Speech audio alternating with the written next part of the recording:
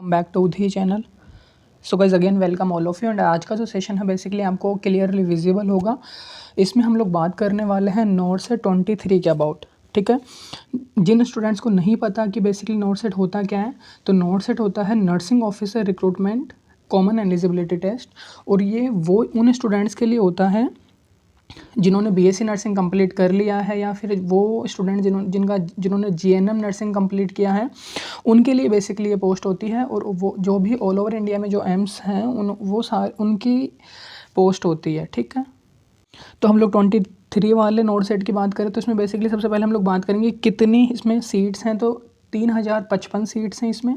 ठीक है, एंड इसका हाल ही में नोटिफिकेशन आया है, उसी को हम लोगों ने स्लाइड पे लाने का ट्राई किया है। ठीक है, तो कुछ गलतियां भी होगी, नहीं भी होगी, बट एक बार आप जो इसका ब्राउचर है उसको भी आप रीड आउट कीजिएगा। हमने जो भी उसमें से पॉसिबिलिटीज़ थी सारा सब कुछ मटेरियल हमने स्लाइड पे लेने का ट्राई किया है। Got it.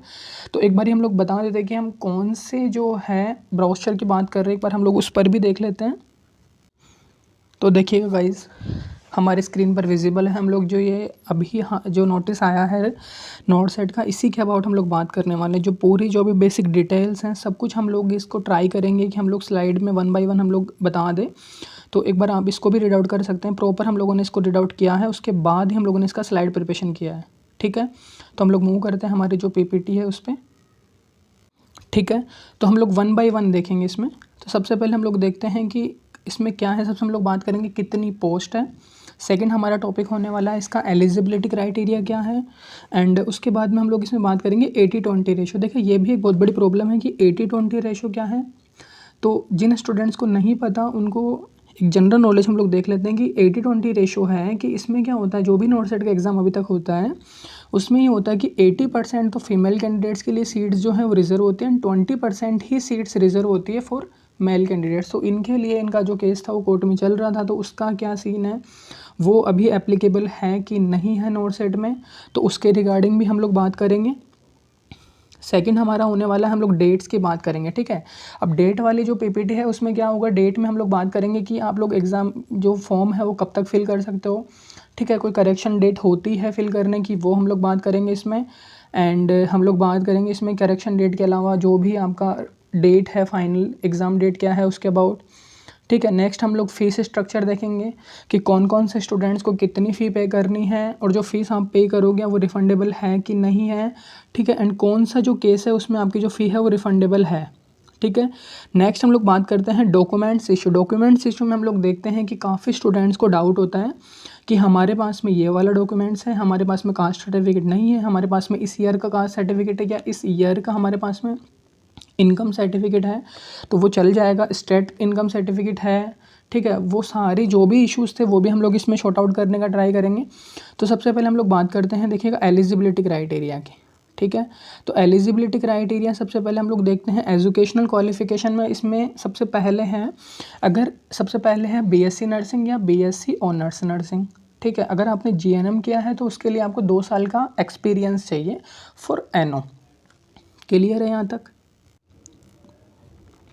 नेक्स्ट हम लोग देखते हैं इसमें एज लिमिट। ठीक है, ये भी काफ़ी स्टूडेंट्स का डाउट है, तो देखिए इसमें क्लियरली मेंशन है यहाँ पे। ठीक है, जो जनरल कैंडिडेट्स हैं उनकी एज इन्होंने रखी है 18 से 30 ईयर्स। ठीक है, 18 से 30 ईयर्स इसमें एज लिमिट गिवन है। उसके बाद में इन्होंने बोला कि जो SC एस्टेड कैंडिडेट्स है उनको 5 ईयर का रिलैक्सेशन, मतलब अगर किसी की एज 30 है तो प्लस आप उसमें 5 ऐड कर दीजिए, यानी कि 35 तक कोई भी SC एस्टेड कैंडिडेट है वो फॉर्म फिल कर सकता है। ठीक है, कोई OBC कैंडिडेट है उसकी एज का 3 ईयर्स का रिलैक्सेशन है। ठीक है, कोई PWD कैंडिडेट्स है उसको 10 साल का है। उसके बाद में OBC और PWD दोनों आता है तो उसको 13 ईयर्स का हो गया। ठीक है, PWD के साथ कोई SC एस्टी कैंडिडेट है तो उसको 15 ईयर्स का रिलैक्सेशन हो गया। फॉर एग्जांपल अगर आपकी एज 30 है और आप हो एक SC कैंडिडेट, ठीक है, और आप PWD भी हैं, तो देख मान लीजिए आप SC है तो 30 प्लस आपको जो कितना हो जाएगा टोटल 15, यानी कि आपकी एज कितनी होगी 45 तक आप लोग फॉर्म फिल कर सकते हैं अगर आप SC ST के साथ PWD कैंडिडेट हैं तो। ठीक है, कोई भी एक्स सर्विसमैन है तो उसका जो है 5 ईयर्स का एज रिलैक्सेशन है। तो ये एज रिलैक्सेशन को लेकर भी काफ़ी डाउट्स थे स्टूडेंट्स के, तो वो भी एक बार आप देख क्लियर आउट कर सकते हैं यहाँ से। ठीक है, आई होप। आई होप कि एज रिलेटेड जो भी इश्यूज़ थे वो क्लियर आउट हो गए होंगे इधर से। एक बार आप जो आपका परफॉर्मा है प्रॉपर वो भी रीड आउट कर सकते हैं, ठीक है। एक और डाउट था हमारा एज रिलेटेड, ठीक है, सॉरी, इंपॉर्टेंट डेट्स में हम लोग बात करते हैं। सबसे पहला हम लोग बात करते हैं application filling start from 12 April to 5 May, ठीक है। 12 अप्रैल से लेकर के 5 मई तक आप एप्लीकेशन फॉर्म फिल आउट कर सकते हैं। सेकंड जो हमारा है करेक्शन डेट, जो भी आपने फॉर्म फिल किया है उसके करेक्शन डेट है हमारे पास में 6 मई से लेकर के 8 मई तक, ठीक है, क्लियर है। उसके बाद में हम लोग को देखते हैं एग्जामिनेशन डेट। एग्ज़ाम जो होगा आपका कंप्यूटर बेस्ड टेस्ट होगा और इसकी जो डेट है वो 3 जून है, क्लियर है, ठीक है गाइज। तो अब तक देखिएगा हमारा एज से रिलेटेड जो भी डाउट्स थे वो हो गए। उसके बाद में हमारा जो एलिजिबिलिटी क्राइटेरिया को लेकर के डाउट्स थे वो हो गए। एंड उसके बाद में हमारा जो थर्ड टॉपिक वो एक हो गया हमारा डेट से रिलेटेड, कब फॉर्म फिल करना है, कब करेक्शन करना है, या फिर आप फॉर्म में अगर आपको कोई एग्ज़ाम डेट क्या है, तो डेट से रिलेटेड जो भी डाउट्स थे वो क्लियर हो गए हमारे, ठीक है। नेक्स्ट हमारा जो टॉपिक है वो है फ़ीस से रिलेटेड, ठीक है। तो मूव करते हैं नेक्स्ट स्लाइड पे, ठीक है। तो देखिएगा जो फ़ीस वाला टॉपिक है इसमें भी ट्विस्ट डाला इन्होंने। फ़ीस का ये सीन है कि अगर आप जनरल या ओबीसी कैंडिडेट से तो आपको फ़ी पे करना होगा 3000, मतलब 3000 रुपये।